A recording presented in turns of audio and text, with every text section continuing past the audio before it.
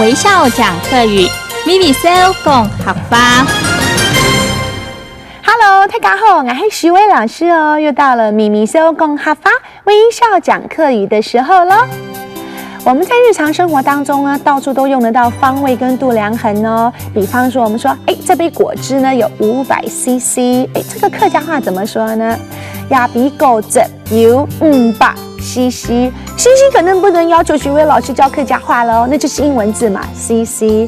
亚比果汁，这杯果汁，亚比果汁有500cc，有500cc哦。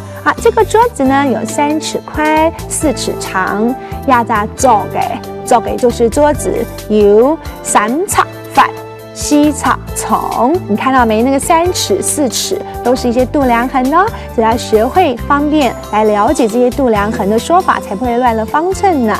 再来我们要讲上下。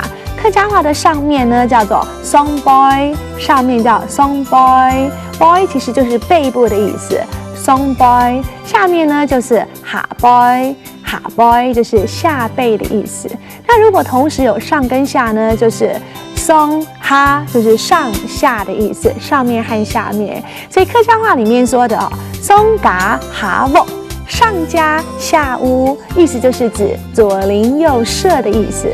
松嘎下卧。那提到重量单位呢，台制的习惯是用斤两来论啊。斤的客家话叫做斤，两呢客家话叫做两。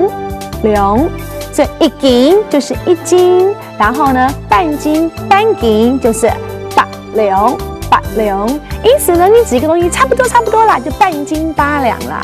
我们知道国语有这种说法，客家话也有，叫做半斤对8两，半斤对8两。